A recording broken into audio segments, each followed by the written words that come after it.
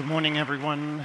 My name is Stefan Kalmund. I want to showcase to you a little bit how you could put 1 million shipping containers in your mobile phone. And let me start with a little analogy here. And one of my sons plays ice hockey, and from time to time, he just breaks those sticks. So the moment I actually want to buy a new ice hockey stick and I hit buy, I can track that package through its entire journey until the last mile. And we can do that with almost anything we can touch: food, electronics, clothes. In fact, the last miles have become so good that we can meet the driver at the door. And the reason for that is we have had mobile phones in our pockets for about 30 years and GPS in our cars, is that we created entire industries around the last mile. But what actually happens before the last mile? What about the 40 million shipping containers in the world? They're just boxes of steel, no power associated to it. Or the 6 million freight rail cars, just boxes of steel. And less than 2% of them are actually connected, smart, digitized. And this is where Nexxiot enters. And so logistic companies obviously can track their vessels, but not the shipping container. They can track the locos, but not the freight rail car.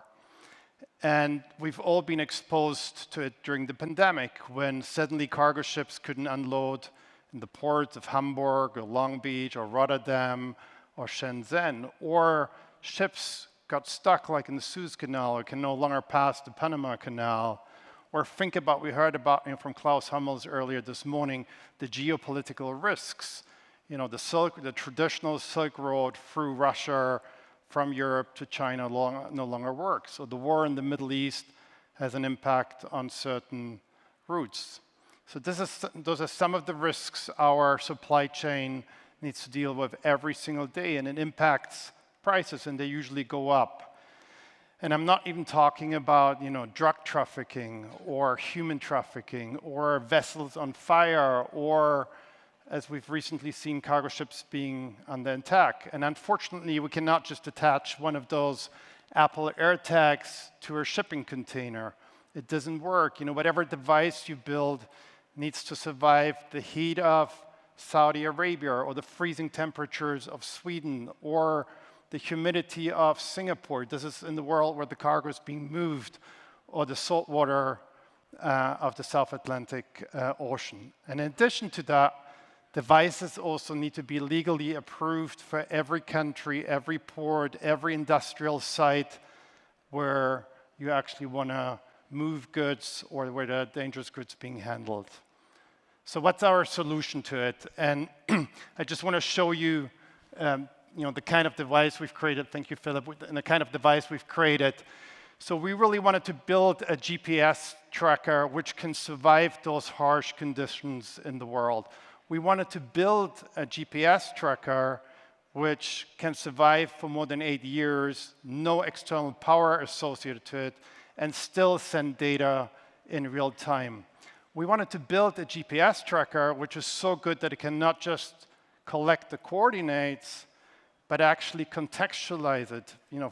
We find out everything surrounding a rail car or a shipping container, and that includes shocks or delays or people trying to tamper with a shipping container. But what does it actually, this is just a piece of hardware, what does it actually mean for our clients? And the moment you start bringing visibility to an asset fleet, you create almost like a Google map of logistics. And if you add on top of that a capability to interact very easily, whether it's chat style or any other way, to dive deep into that data, you can drill down on some of the costs. You can think about, how can I reduce, as an MSC or Maersk, my insurance premiums? How can I actually avoid accidents like we've seen here in the Gotthard Tunnel or in East Palestine in Ohio in the US when a rail car derailed? How can I reduce the CO2 consumption of my fleet? Or ultimately, how can I deliver better services to my clients. Let me tell you a little bit more about Nexxiot. So we've also been one of those companies who have been founded at the ETH here in Zurich. It took us probably 6 years to develop and test with around 200,000 rail cars in 20 countries to really get this technology right. And there's a real hockey stick. Now, we're today in our third generation. We rolled out another 1 million shipping containers in the last 18 months. We took it from 20 countries to over 160 countries. And we created, what we would call 3 gigafactories, assembly sites around the world, one in North America, one in Asia, and one in Europe, to be really close to our client sites. And we're producing a little bit more than 100,000 devices a month. We're ready to double that capacity. 100,000 of those devices we're rolling out per month. And the reason for that is we want to grasp a majority of those possible connected assets. And what it does, we also heard Young Son speaking about infrastructure. This allows you to turn the existing infrastructure, existing shipping containers, existing rail cars, within minutes from a box of steel to a connected smart asset. And why are we quite far ahead? This is a small, humble Swiss company. We only have around 120 people, but we're probably number 1 or number 2 in the world at the moment when it comes to the kind of installations we have there. And one of the reasons is clearly the size of our installed base. A lot of people can build those boxes, but the size of the installed base is quite significant. And every month, we start, with every 100,000 devices we roll out, we start collecting more and more billions of data points. But we have also become really good. It's not just good enough to develop those devices, to produce them, but you have to become really good also in global rollouts. And we've just rolled out in the last 18 months Hapag-Lloyd globally, and that's like 450 ports around the world in some of the most exotic locations. It's not easy to install those devices from Saudi Arabia to Pakistan to Jebel Ali in Dubai to India, etc. You have to become really good in global rollouts in record times. And you only have a little bit less than a minute to clean the surface of a container, attach a device, take a picture, pair it, and from that moment, you see a dot on the map. But probably the third mode we've created is that we've been the driving force for innovation in this industry. So we were the first ones to develop a device with a solar panel so it could actually survive for more than 8 years. The first ones to certify it so it could actually work with dangerous goods. Think about all the oil and gas transports in the world. The first ones who could do over-the-air updates around the world also in some of those locations. The first ones to be able to handle, more than 1 million real-time assets moving around in one single platform, and then also taking it to a mass market level, because it makes a big difference if you produce 500 or 5,000 devices, a year or 1 million devices. But this is potentially just, the beginning. We're trying to do a couple of very large, big bets.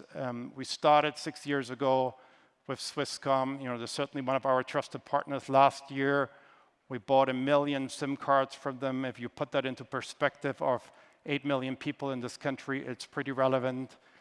Last year, we announced a strategic partnership with Knorr-Bremse, the world market leader in brakes for trucks and rail cars. Again, our bet being there, sitting on most of the digital freight trains in the future in the world.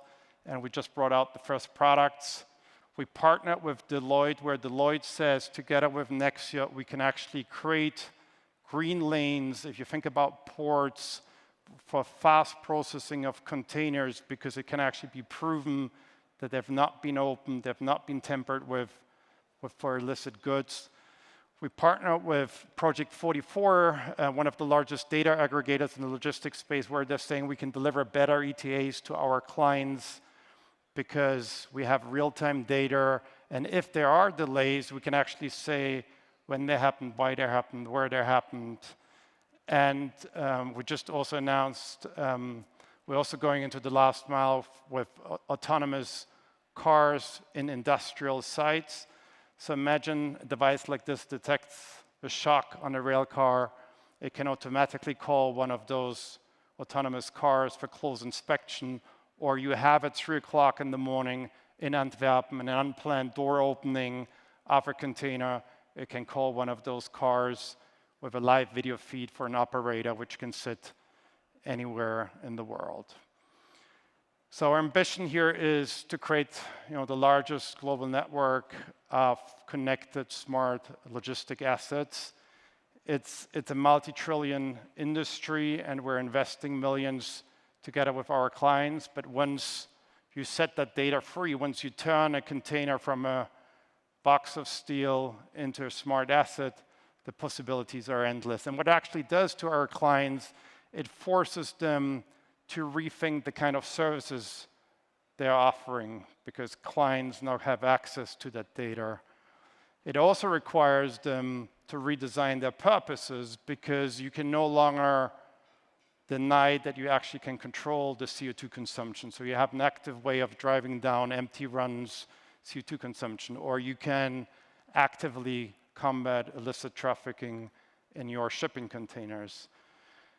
And finally, what it does is also it helps our clients to rediscover in this geopolitical complex world how they want to move the goods. So if those last couple of minutes hopefully have ignited or put a little spark in your eyes, or created a provocative thought, or you have maybe an interesting service company who could really profit from all the data we're collecting, please come and find and challenge me. We're 3 people here. We have Sandra, our head of marketing and branding, and responsible for a lot of those partnerships. Philip, our CFO, here in the first row. And let me say, 1 or 2 words about, if you think about it from an investor's perspective, I forgot to mention we're highly profitable in the rail segment. We're generating quite significant growth on the ARR side. The hardware is really only an enabler to the value we're offering as a service. It's almost two asset classes you have to think about. It's an infrastructure asset class because we're rolling out our devices, capital intensive, around the world. We're sitting on the strategically relevant assets in the world, but it's also very much a software AR growth business. So please come and find us over today or tomorrow. Thank you very much.